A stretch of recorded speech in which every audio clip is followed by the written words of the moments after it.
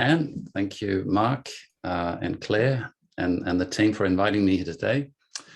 It's a great opportunity to share about what community energy could be. And the key feature of my presentation will be community batteries. But before that, I just want to pay my tribute to the Wurundjeri people on whose land I live and from whose land I am speaking today. Wominjeka. Yarra Energy Foundation is a not-for-profit located in Richmond in the city of Yarra. We're core-funded by the city of Yarra, but we operate right across Victoria. And what I'm going to talk to you about today is first a little bit of a primer on energy and power. Why is that? Well, as you move into community energy, I think it's important to understand the difference there exists between energy and power and how that actually expresses itself in the form of community batteries. Now, why community batteries? Well, if you have solar on your roofs, and if most people either have or are planning on having solar on their roofs, that's a great first step. But then that creates a problem in the network because the network was not designed to handle all this energy coming into the network at the very tail end of the network. It was designed for a lot of power to be generated and energy to flow all the way from the big power stations. And so a community battery plays an important role in buffering energy and particularly time shifting the use of that energy. So I will first tell you a little bit about the aspect of energy and power. Then I will tell you about the project that YEF, Yarra Energy Foundation, is running. It's a project that is fully funded by the Victorian government under their Neighbourhood Battery Initiative grant scheme. It is also, I'd say, a showcase for what anyone can do, but more on that in a moment. And then I will talk a bit about what are the ideal conditions for having a community battery in your neighborhood. So without further ado, let me move into my presentation. So first about power and energy. So I wanted to use an analogy here. Maybe some of you know about the most powerful man in the world. He's a gentleman called Lasha Tallahassee. His power is such that he can lift 484 kilos. That's almost half a ton. He can actually lift that. Now, if we imagine that that power that he's got is the equivalent of 1 kilowatt, just for a moment, imagine that we call that power 1 kilowatt. If Lasha lifts that 484 kilos for 1 second, the energy that is required to make that happen is 1 kilowatt second.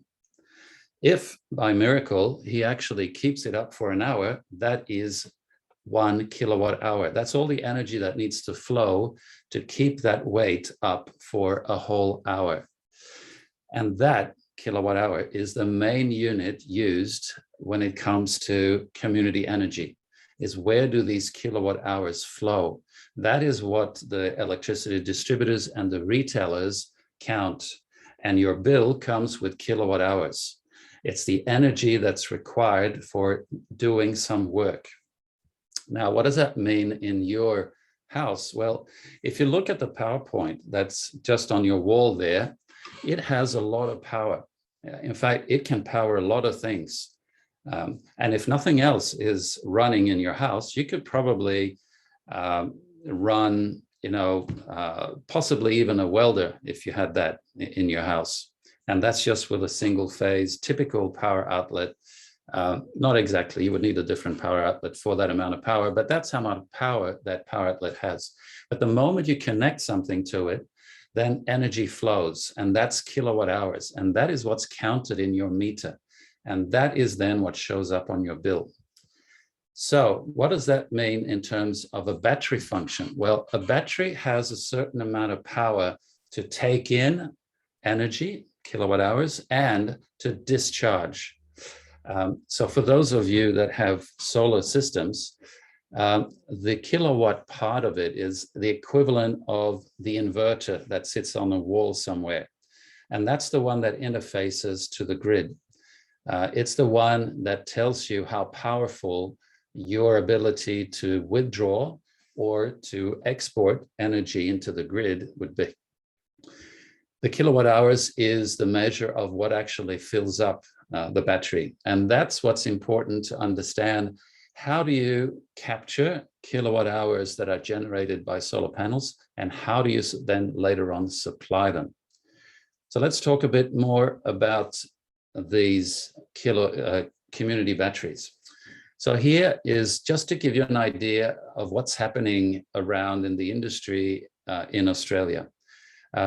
In New South Wales, there is a community battery that has been installed in Beacon Hills, and that was a bit earlier this year. I think even earlier this year, there was one in Yakindanda in Victoria that went in. We also have over in Western Australia, we have already about 13 of them that have been installed.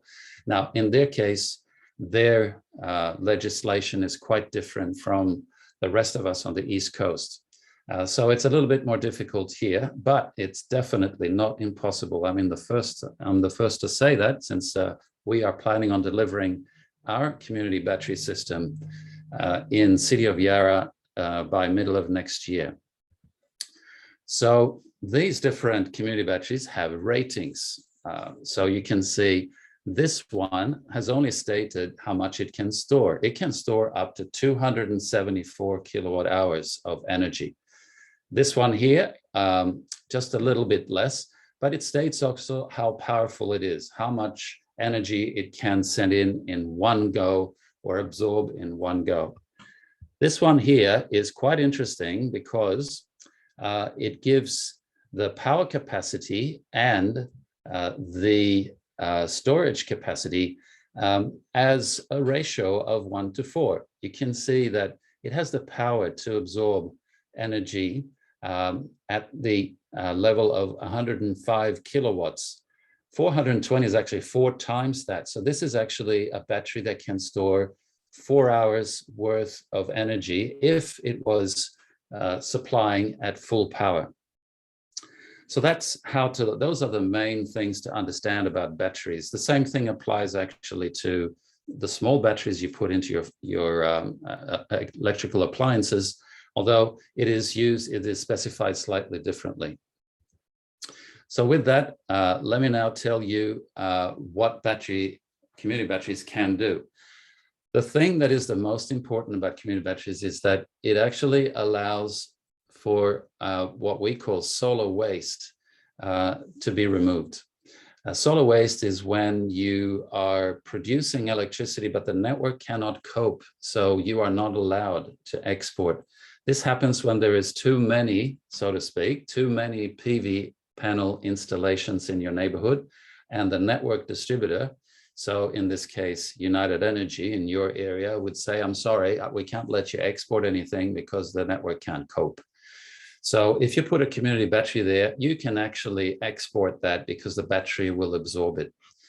You can also have more solar installed now because we know that the battery has a lot of capacity to capture that excess solar, and therefore more people can install solar and export. Because it's so close to where you are consuming, we reduce losses. Now, granted, there are losses in the battery, but if you compare that to producing electricity somewhere in a plant far away and then transporting that over high voltage lines all the way to where you are going to consume, there is actually a reduction in those losses. The other thing, which is, I guess, maybe not clear to everyone, is that renewable energy is more affordable. It may not have been reflected in your prices yet, but that is a fact. We know everywhere in the world now that solar energy and wind energy are less expensive than any other form of electricity production. The good thing about community batteries is that it can actually help the network. So where there are constraints, whether it is because there is too much solar export or because there's too much demand, like, for example, lots of holidaymakers coming during public holidays and during the summer, and then consuming a lot of electricity. Well, community batteries can actually help by providing local energy. In the way we do it, we also generate, or we allow for more energy equity. As I will explain in a moment, the way we do it, we allow anyone to sign up to the battery, not just people who have solar panels.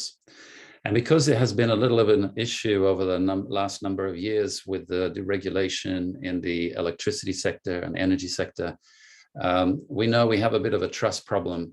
We hope to remedy that and start building more trust in the energy sector, because you have a local asset in your neighborhood that can generate, so to speak, supply energy as well. So let me tell you now a bit about the project that we are doing in city of Yarra. This is in the legislation of, or the jurisdiction of City Power, which is almost the same company as United Energy. So what we are setting out to do there is a project of deploying up to 200 of these community batteries throughout City Power's network, which is central Melbourne and inner suburbs. We will have our first installation in city of Yarra, and as I said, it's scheduled for middle of next year. And we are developing the software that will be operating that particular battery. It is a partnership between City Power and ANU, the Australian National University.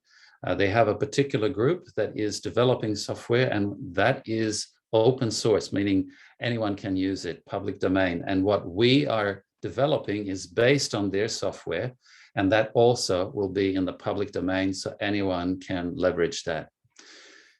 We have three types of services, which I will explain in a moment: the storage and supply, the network support, but also net market trading, which is an important income stream to make community batteries viable. On that note, I'd like to say that there's, as you saw, quite a few trials around Australia. We believe that we are the first one that are trying to prove, and I'm confident we will prove, the commercial viability, meaning that this battery, when it operates, is capable of generating a return for those that own the battery. Our business model is, we call it local supply to all, through participating retailers.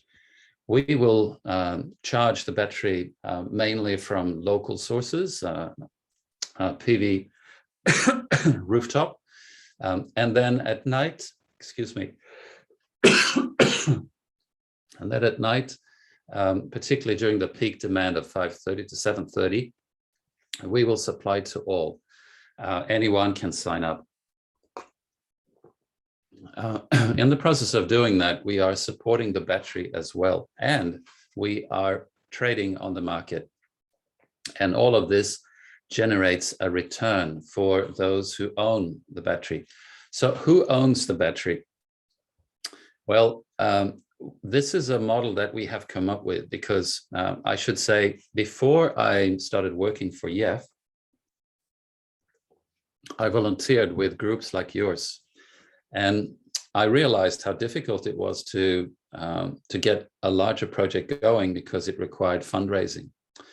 So we've come up with a model where we allow for local ownership, that the local community can invest in their own battery, but we don't depend on it. Like, if we cannot raise enough funds, there are ways to get additional funds, and we can't always rely on subsidies like grants. And so there is a number of so-called green investors who want to help and provide the capital needed to get the green revolution going. And so we're hoping to create this hybrid ownership, but it doesn't mean that it has to be that way. So for example, there can be projects that are completely independently owned.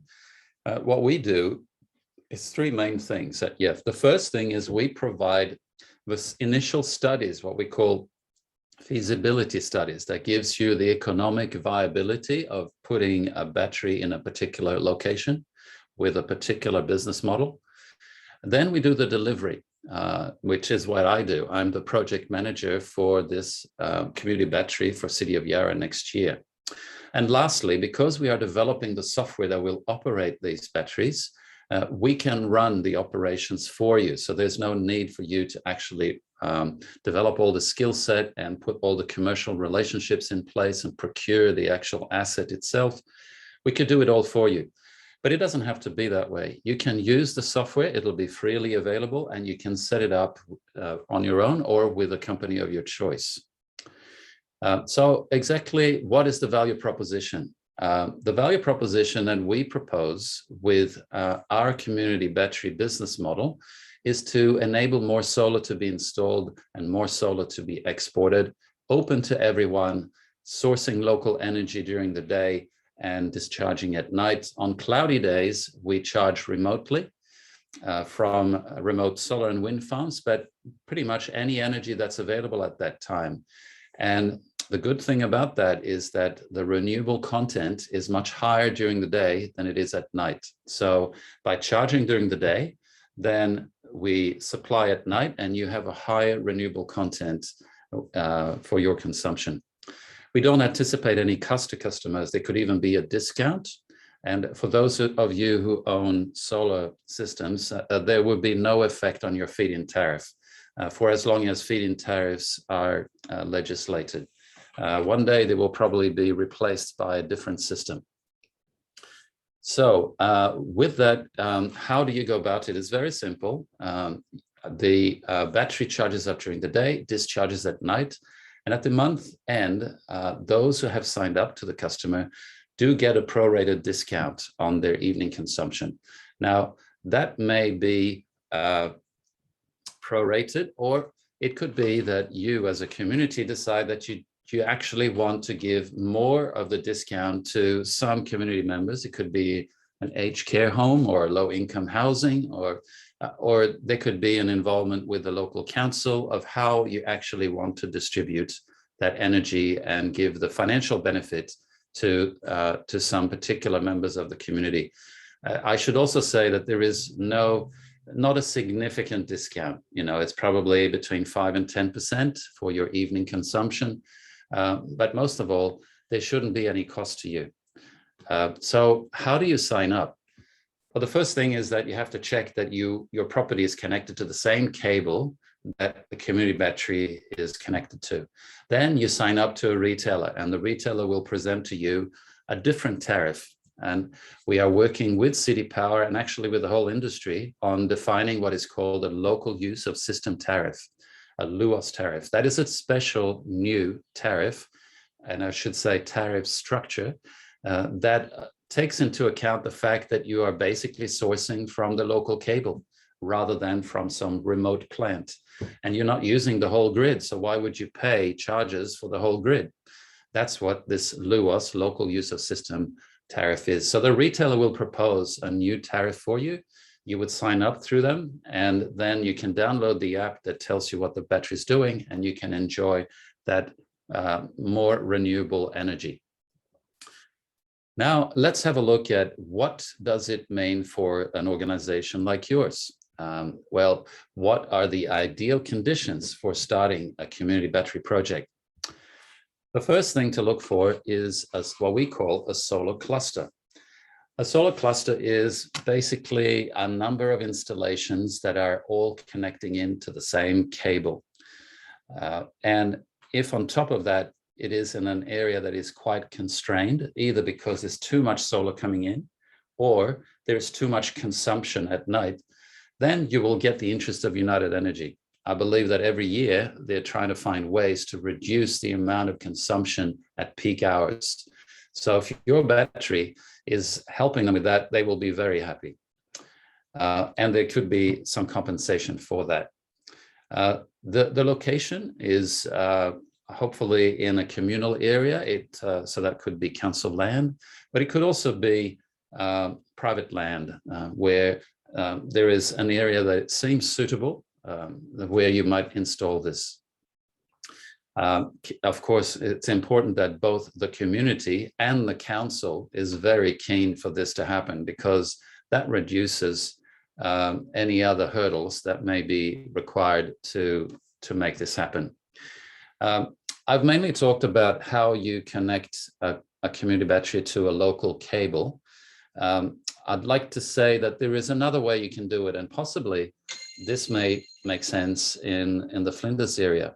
It's the so-called high voltage connected community battery.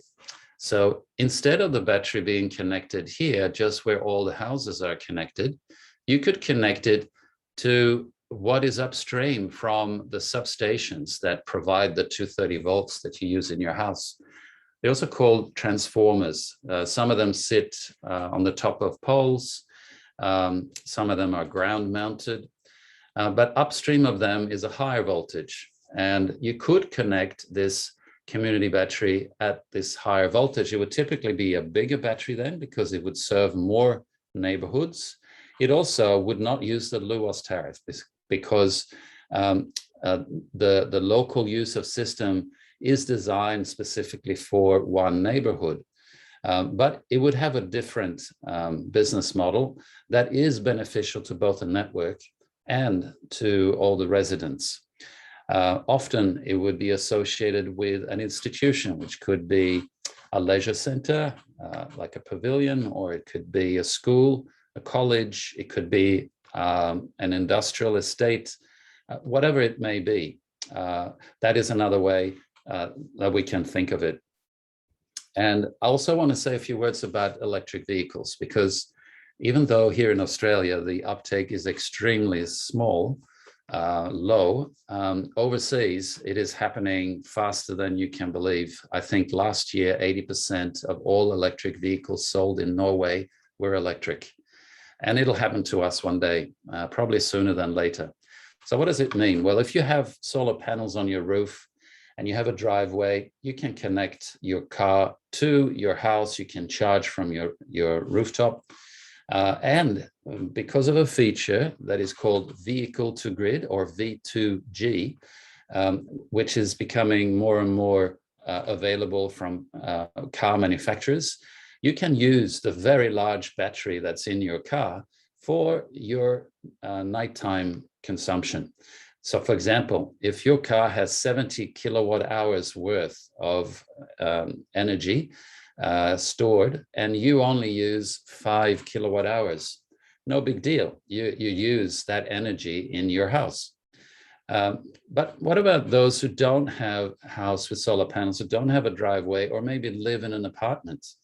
Well, the community battery with charge points could allow a car that is connected to a charge point that is connected to the battery to supply an apartment. And in that way, the apartment dweller is essentially using the energy of their car in a similar way to someone who's got a driveway and their own charge point. The community battery is also a backup for EV houses, for houses with electric vehicles. So that's just to give you an idea of how well the two marry. I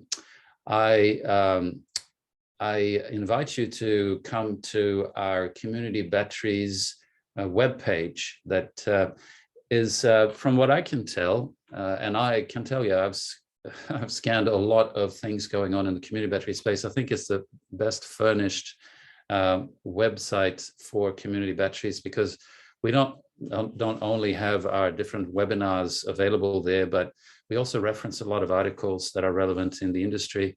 There's also links to other community battery projects around. There is a very well-furnished frequently asked questions. So do make a point of visiting our website for that purpose. And I'd like to say one last thing before I leave it to questions. And this could be a question that may come up, so let me say it right away. It shouldn't take that long to have a community battery project going. We've talked a lot to DELP, the Victorian government, about this. And we believe that by leveraging everything that we do, and we will abundantly share what we are doing, if you are clear that you want to have a community battery and you have confidence that you can find the funding for this, then it shouldn't take more than a year for you to have a community battery up and running. We are doing all the hard yakka right now because we're doing it for the first time, going through everything, setting up all the commercial relationships, procuring the best type of battery for this purpose. We'll share all of that with you. So you don't have to jump over these hurdles. And you can choose to use whatever comes out of our project. And with that, we believe, and the Victorian government believes as well, although not officially in our conversations, that they believe that it should be possible that in less than a year, you have your community battery up and running. And I'll stop there. Okay, so before we move to questions, let's have Steph talk about the work that she's doing at the Shire and how these two ideas come together. Keep the questions coming on the chat line. Some very good ones have come in already. And don't worry, if we don't get to your question, we will come up with a way of making sure that everyone's questions are answered after the forum. So over to you, Steph.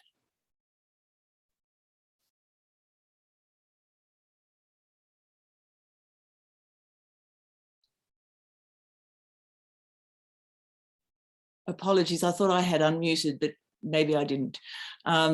So keep your questions coming. Some good questions have come already. I'd like to reassure you that if your question isn't answered, we will find a way of answering them later to make sure that everyone's questions are answered. There's some very good ones so far. Now it's over to Steph to talk about what the Shire is doing and how these two ideas come together. Thanks, Annie. Can you see my presentation?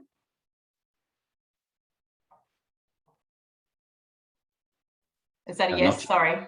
Not yet. Not yet. Okay. 2 seconds. Sorry, everyone. I am coming to you from Red Hill, so apologies for the delays.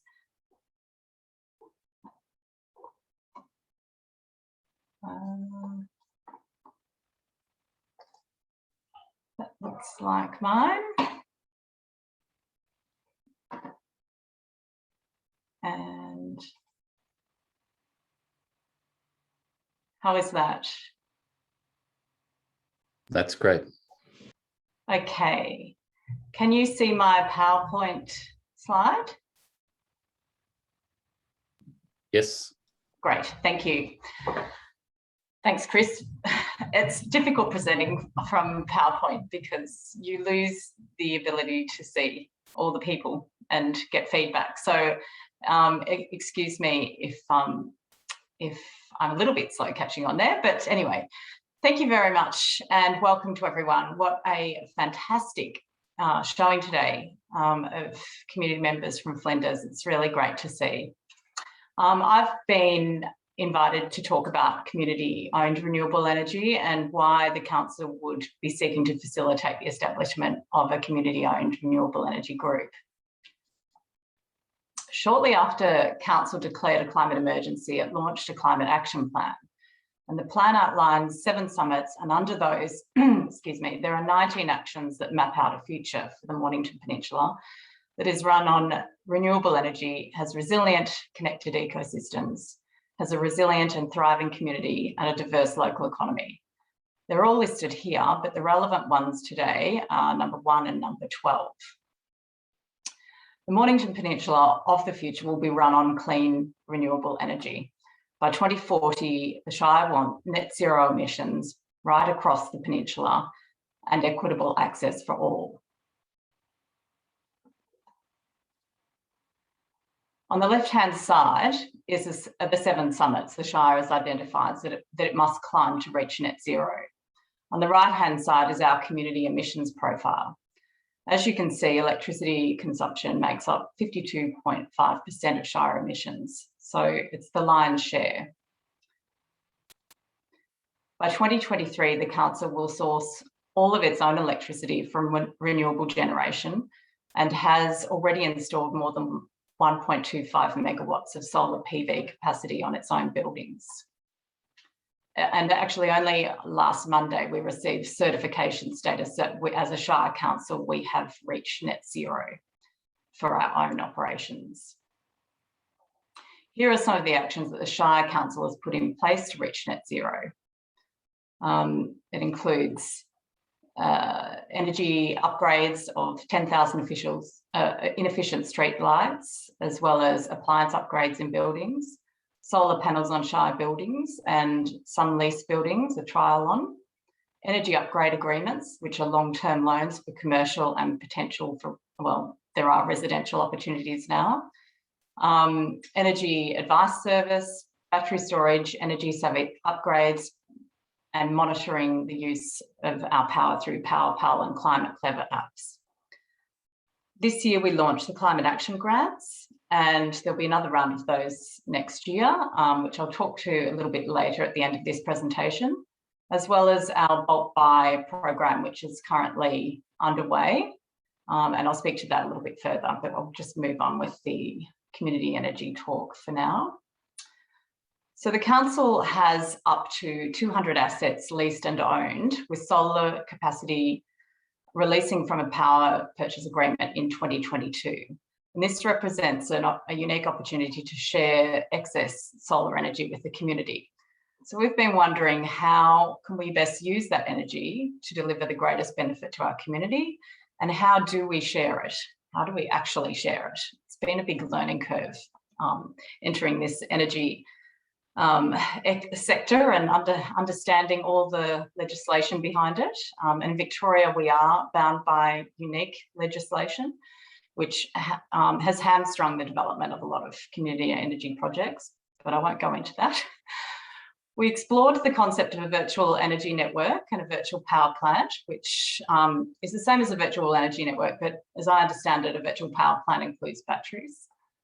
However, under the Local Government Act, the council cannot operate as a retailer. We can, however, partner with a community energy group and distribute that power using a virtual power plant arrangement or virtual energy network.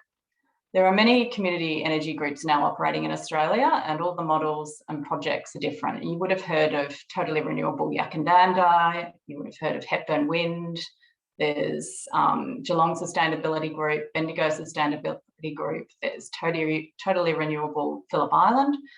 They're popping up all over the place, and it's a great wave of happening in our communities that is being driven by the ground up, that is forcing change at state and federal government level.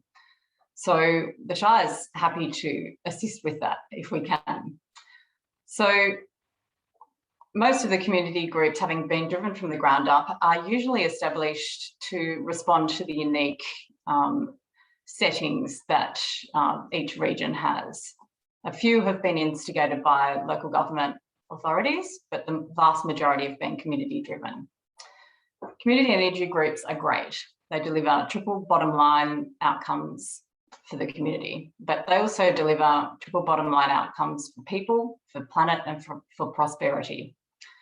With a scaled increase in renewables, money stays in the region instead of flowing out of it. Money flows to community projects that could not otherwise be funded. And there is also a fostering of social licence in renewables and development of vital community skills in climate action. A lot of us want to act. We know it's a climate emergency, but most of us are unaware of how to act. In June, we put out the call across the community for interested members to join a community renewable energy meeting. We had just over 50 attendees, 20 signed up to participate in workshops that were funded by the Shire. We partnered with Sydney-based not-for-profit Community Power Agency. Community Power Agency is Australia's trusted peak national community energy organisation and has assisted a fast and fair transition to renewable energy across the eastern seaboard. Together, we ran 2 workshops together to support the establishment of a Mornington Peninsula community-owned renewable energy group. What a mouthful. The objectives were to upskill the community, to connect individuals and groups with common goals, and to ensure the community derives genuine benefits from any renewable energy funding opportunities. The Shire's particular interest in this is ensuring that the most vulnerable members of our community are not the ones left holding the heightened electricity bills when everyone else jumps into their own renewables and batteries projects. So we're looking particularly for equitable access for all, as well as a fast transition to net zero. The state government is also putting significant funds into community power hubs at the moment. They seem to be driving their funding of renewables through that avenue. And Chris has mentioned his project, which was successful in receiving some of that funding. And we hope that the Mornington Peninsula, through the establishment of this group, is also successful in the next round. The first two workshops that we held involved passionate residents from all across the peninsula. And we reached out to our most vulnerable citizens and made sure we had representation for our Indigenous owners, for our most vulnerable. We also had really keen interest right across the Shire from energy enthusiasts. And it also included some philanthropists who are participating in this space. These participants have volunteered their time and energy and are busy upskilling themselves in the language, technology and delivery models of community energy in Australia. And it's no easy feat. It's quite a tricky space to get your head around. Participants represented in the groups included Southern Peninsula Community Support, Wallin Moraine, Peninsula Voice, Sorrento Community Centre, Flinders Zero, Red Hill Community Association, Bishan Community, Balnarring, Mount Martha. We had members from the New Peninsula Community Church, Rosebud Rye Rotary Club, Voices of MP, and Mornington Peninsula Climate Action Network. So we had quite a representation across the Shire.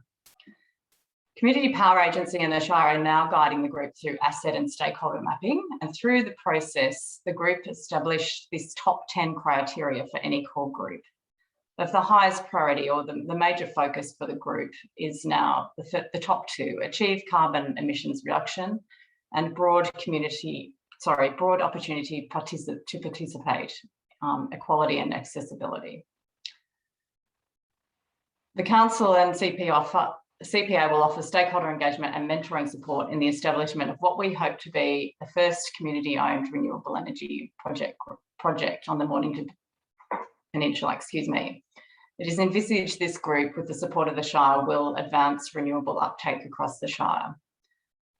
The Mornington Peninsula Community Renewable Energy Group currently meet every Thursday, and if anyone here is interested in joining this group, I can see that we have a few members already here today. But if anyone is interested in joining in with this group or learning more, if we've piqued your interest, I can facilitate that with my email, which will pop up on the last slide of this presentation. Now I wanted to speak a little bit about two initiatives that we've run recently. One is the Climate Action Grants. These are open to the whole community across the Shire, and they recently closed. We at the Shire think Flinders Zero would be a really good candidate for these grants, and I think Mark and the team are very busy and have been looking at this but weren't quite ready to take up this opportunity. But certainly next year, this is something that you can be looking at. The next round of grants will appear on the Shire website or be announced by the Shire early next year. There are small grants starting from 1,000 to 5,000, which will support local small projects. And then there are larger grants which will facilitate more ambitious projects that lead to community-led climate action and involve one or more of the eligible activities and also achieve one or more of the following: partnership development, long-term impact, engagement of a diverse range of community, and innovative solutions. So there's quite a bit of detail on our website about that. You can just head to the Shire website and look up under climate action grants. as I said, we will make announcements early next year when the next round is launched. The other initiative the Shire is running at the moment is the bulk buy program, which allows residents to purchase renewables at a discounted rate. So in partnership with the Australian Energy Foundation, the Shire launched this program, I think earlier this year. Forgive me, because this is not my area, but I've been passed this on by my colleague. The idea is to help put solar power and energy efficient appliances within reach of many Peninsula residents. The bulk buy includes solar power, hot water heat pumps, reverse cycle air conditioners and battery storage, and discounted prices from vetted suppliers with a long track record for excellent workmanship and customer service. So the idea of a bulk buy program like this and the vetted suppliers and trusted workmanship is there have been issues with government initiatives and funding around insulation and solar previously under the federal campaign. So going with a program like this, excuse me, that the vetted work that has been done by all of the shires in participating in these projects, excuse me, I'll just take some water. Excuse me, removes any exposure to any of those negative outcomes that were seen earlier under the government campaigns. So the program offers personalised advice on which energy efficient products would suit your home and budget, and advice on obtaining state government rebates to further reduce the upfront cost of these appliances. The program will operate until June 2022, so there's time to look into it and get involved. It's another step forward in our climate emergency plan and supports our community's calls to take action against climate change. For more information, contact the Australian Energy Foundation on the details there and that link. So with an MP Community Renewable Energy Group exploring many opportunities on your behalf for renewables for the Mornington Peninsula, and with battery storage like Chris has spoken of in his presentation, and government rebates, as well as the Shire's climate action grants and bulk buy opportunities, there really is no reason to not switch to renewables at your work, at your club, and at your home.